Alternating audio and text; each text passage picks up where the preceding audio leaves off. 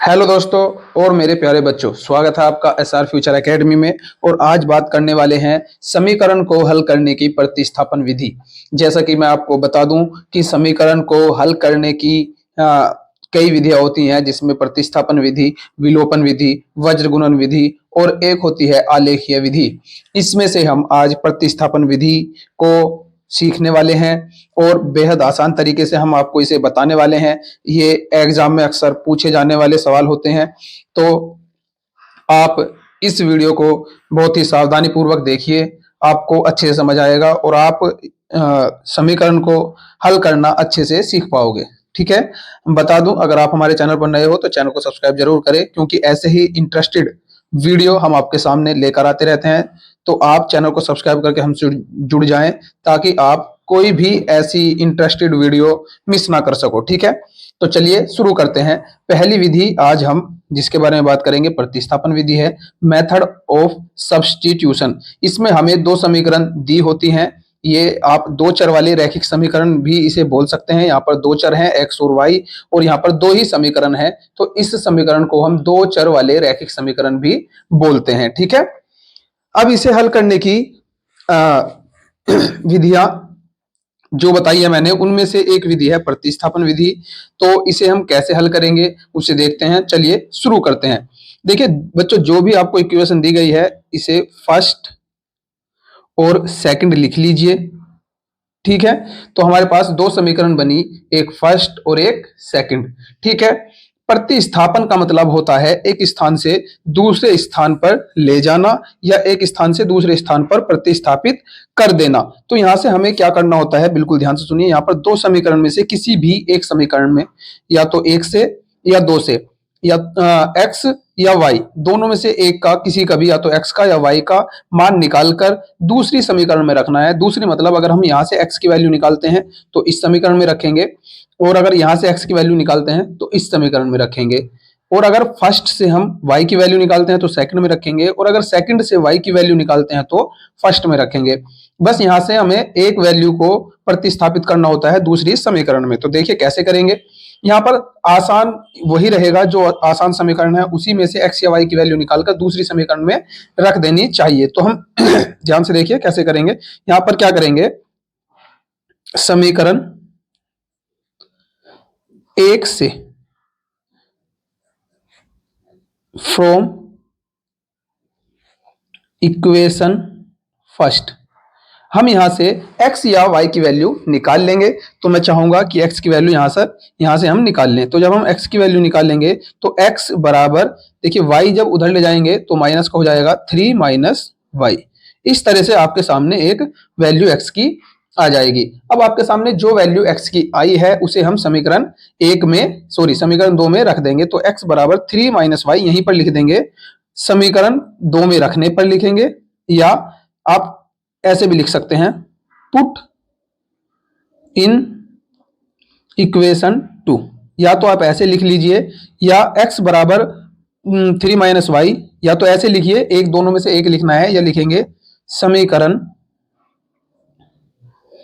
2 में, शॉर्ट में लिखा है समीकरण 2 में रखने पर,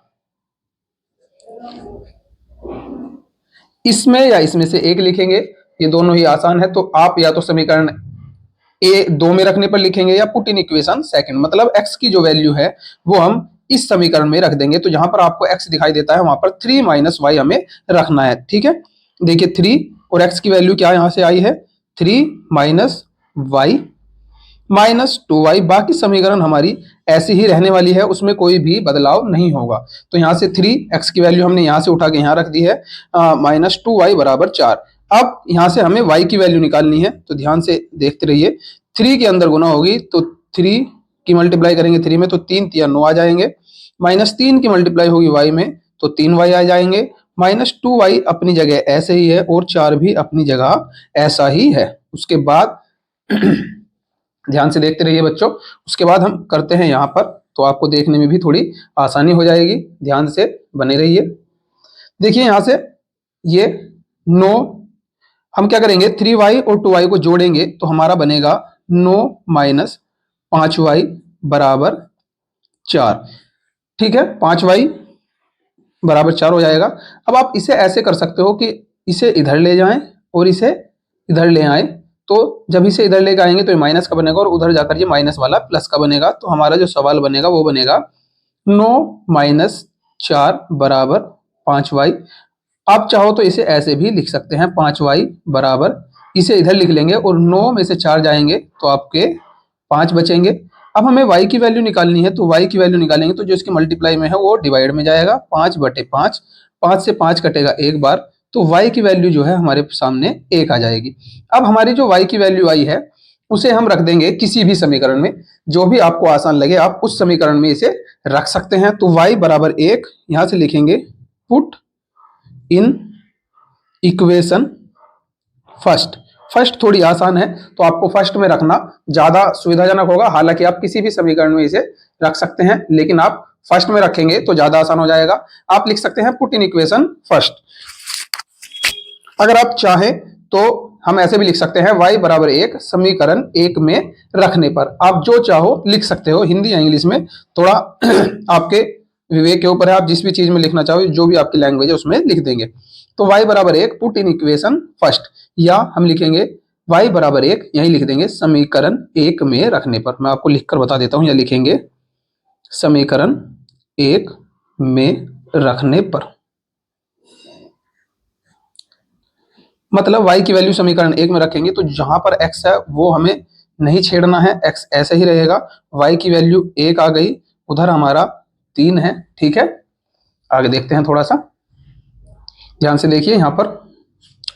तो हमें x की वैल्यू निकालनी है तो x को अकेला करेंगे। बच्चों जिस भी चर की वैल्यू निकालनी होती है उसे अकेला करते हैं। अकेला करने का मतलब जो उसके जोड़ या घटा में है उसे दूसरी साइड लेके जाएंगे, गुना और भाग में है उसे भी दूसरी साइड लेके जाएंगे। तो x प्लस 1 है तो प्लस 1 जब उधर जाएगा तो माइनस का बनेगा, तो 3 माइनस 1। x बराबर 3 में से 1 जाएगा 2 आ जाएगा, तो आपकी x की वैल्यू यहाँ पर 2 आ गई और y की वैल्यू यहाँ पर आपकी 1 आ गई। तो इस तरह से आप मेथड ऑफ सब्स्टिट्यूशन कर सकते हैं। ध्यान से आप इसे देख लीजिए बच्चों, ये था हमारा मेथड ऑफ सब्स्टिट्यूशन। अगर आपको समझ आया हो तो चैनल को सब्सक्राइब और वीडियो को लाइक जरूर करें। और अगर आप और भी इस तरह के उदाहरण या कोई सवाल चाहते हैं तो हमें कमेंट बॉक्स में जरूर बताइए, ठीक है। उम्मीद है आपको समझ आ गई होगी। एक बार फिर से रिवाइज करते हैं मेथड ऑफ सब्स्टिट्यूशन। यहाँ पर 2 समीकरण आपको दी होती हैं, जिसमें से हम या तो एक समीकरण या 2 समीकरण में से x या y किसी भी एक वेरिएबल की वैल्यू निकालकर दूसरी समीकरण में रखते हैं। ऐसे ही हमने यहाँ पर फर्स्ट से x की वैल्यू निकालकर दूसरी में रखी है। जैसे ही आप दूसरी समीकरण में रखोगे तो सभी जो हमारी टोटल समीकरण है वो एक ही वेरिएबल में हो जाएगी। वहां से आप जोड़ घटा करके दूसरे वेरिएबल की वैल्यू निकाल लेंगे। जो भी वैल्यू आएगी उसे आप अपनी मर्जी से या तो फर्स्ट में या सेकंड में रखकर दूसरे वेरिएबल की वैल्यू निकाल लेंगे, ठीक है। तो उम्मीद है आपको समझ आई होगी। धन्यवाद।